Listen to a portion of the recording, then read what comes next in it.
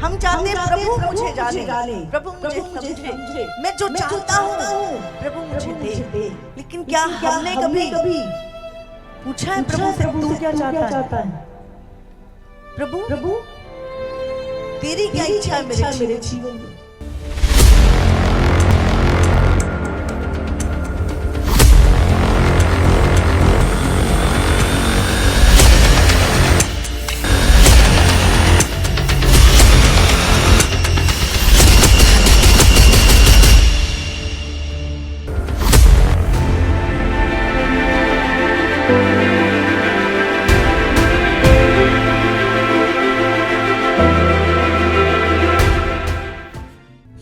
चाहते हैं प्रभु मुझे सुने, सब चाहते हैं प्रभु मुझे समझे। आपने कभी सोचा है प्रभु क्या चाहता है? आपने कभी प्रभु को जानने की कोशिश करी है प्रभु क्या चाहता है?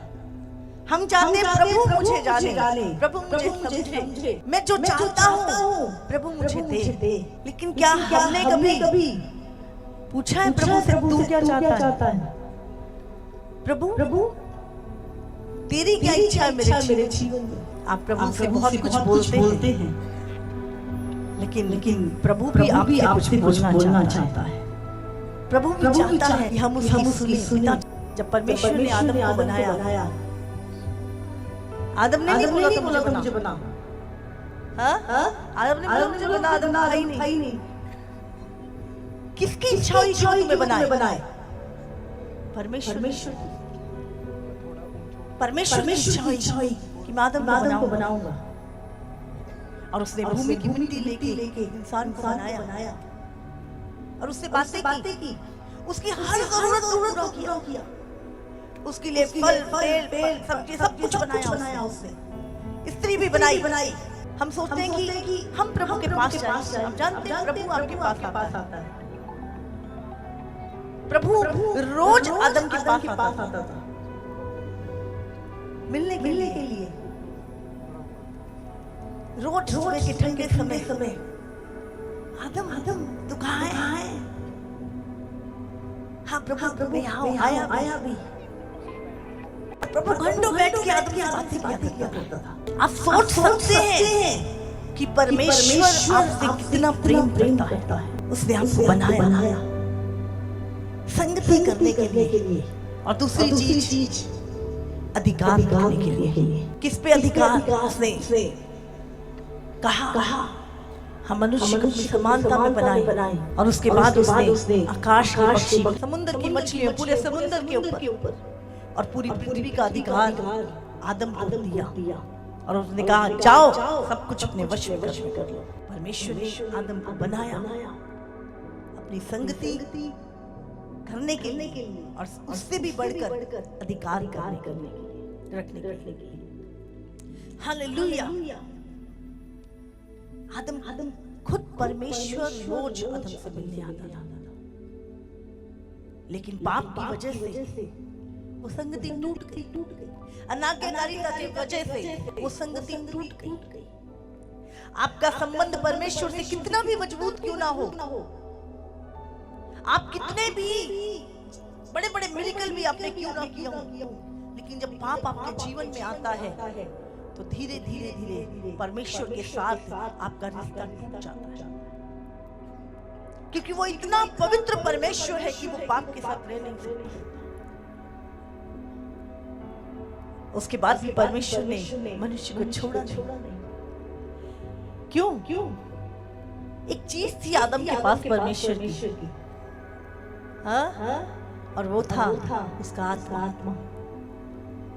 परमेश्वर ने जो कुछ भी बनाया वो नाशवान नहीं था, वो अविनाशी था। प्रभु ने दूत बनाए, वो कभी मरते नहीं। लास्ट में आग की झील में ही फेंक देंगे पर मरेंगे नहीं। प्रभु ने इंसान बनाया, उसकी आत्मा कभी मरती नहीं। जो कुछ भी परमेश्वर ने बनाया वो अविनाशी। परमेश्वर ने मनुष्य से दोबारा संगति करने के लिए खुद प्लान बनाए। मनुष्य ने नहीं बनाया, परमेश्वर ने खुद प्लान तैयार किया।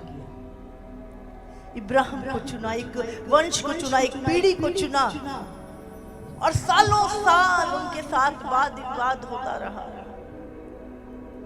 और एक समय आया जब परमेश्वर ने हजारों साल बाद यीशु को हमारे उद्धारकर्ता को हमसे मेल करने के लिए इस संसार में भेजा। और यीशु आया, केवल आया नहीं, हमारे लिए मारा गया, गाड़ा गया, तीसरे दिन जी उठा, और वो पर्दा और वो दीवार जो पाप की थी उसने ढा दी, और दोबारा से मनुष्य का संबंध परमेश्वर से छोड़ दिया। और यीशु ने क्रूस पे कहा पूरा हुआ। लेकिन कई बार लगता है पता नहीं, आज इंसान आज भी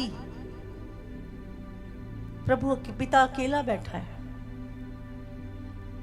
सब कुछ होने के बाद भी आज भी वो देख रहा है हमारी ओर। हमारे अंदर किस चीज की डिजायर है?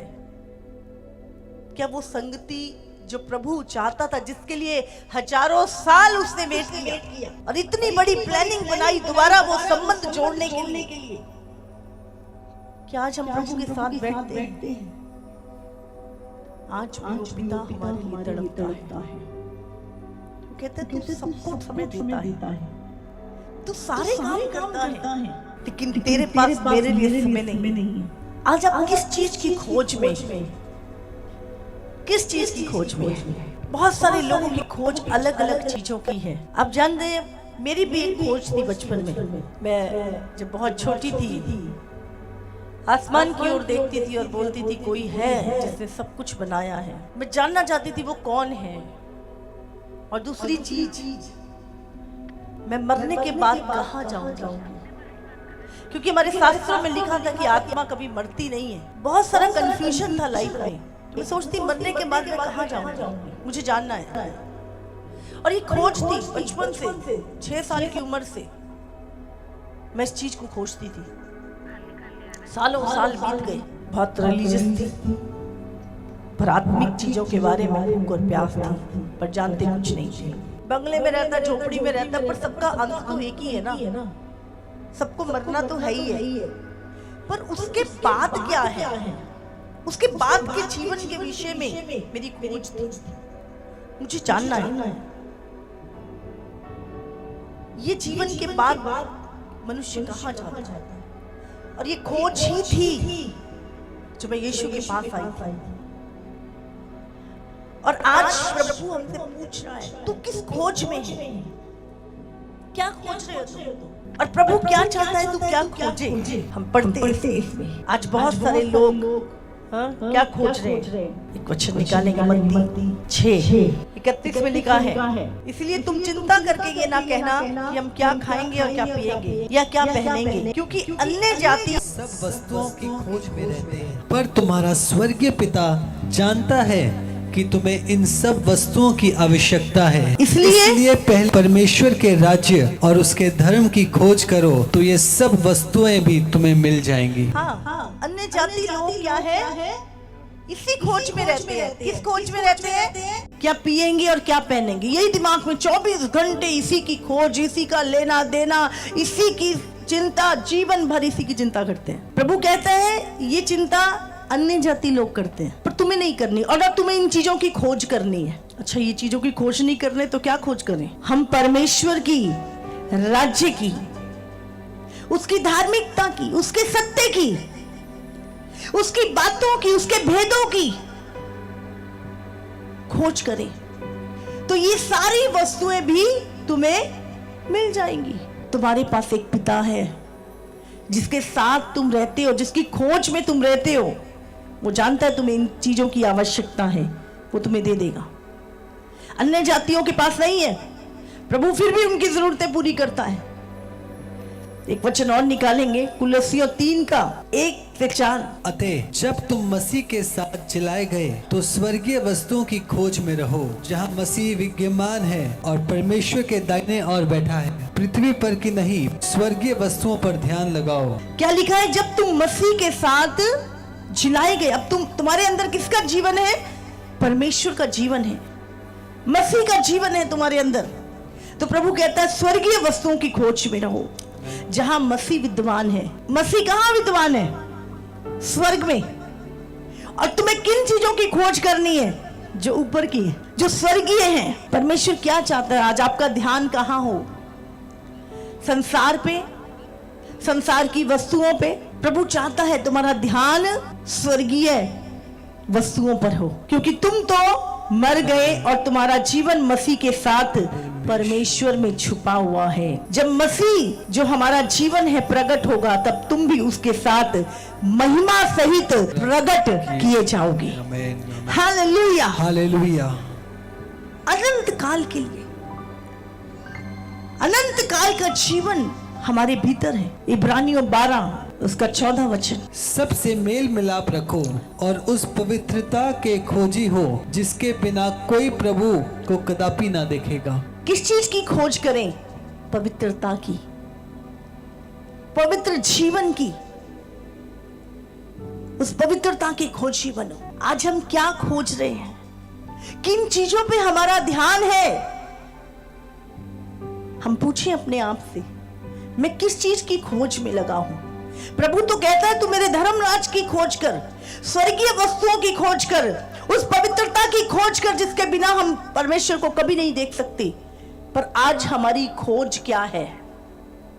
हम किस चीजों को खोज रहे हैं? किन चीजों पर हमारा ध्यान लगा हुआ है? आज हमें अपने आप को देखना है, पूछना है। 1 थिस्सलुनीयों 4 का 7 और 8। क्योंकि प्रभु ने हमें अशुद्ध होने के लिए नहीं परंतु पवित्र होने के लिए बुलाया है। प्रभु ने हमें क्यों बुलाया है? पवित्र होने के लिए बुलाया है।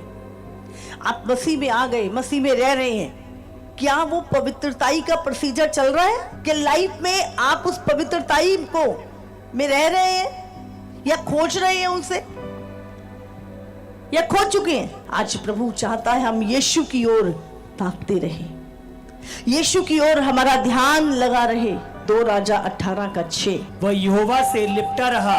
प्रभु के लोगों को क्या करना है? परमेश्वर से लिपटे रहना है और उसके पीछे चलना ना छोड़ा। और जो आज्ञा यहोवा ने मूसा को दी थी उनका वह पालन करता था। वो प्रभु की आज्ञाओं का पालन करता था। इसीलिए यहोवा उसके संग रहा और जहाँ कहीं वह जाता था वहाँ उसका काम सफल होता था। और जहाँ कहीं वो जाता था उसका काम सफल होता था। क्यों सफल होता था? क्योंकि वो परमेश्वर से लिपटा रहता था, परमेश्वर की आज्ञाओं पे चलता था, परमेश्वर का भय मानता था, और वो जहां कहीं जाता था उसका काम सफल होता था, परमेश्वर से लिपटे रहने के कारण। आप सबको जय मसीह की। इसी तरह से परमेश्वर के और सामर्थी और अद्भुत प्रकाशनों को अपने जीवन में ग्रहण करने के लिए हमारे YouTube चैनल को सब्सक्राइब करें ताकि हर एक वीडियो का नोटिफिकेशंस आप तक पहुंच सकें। हालेलुया।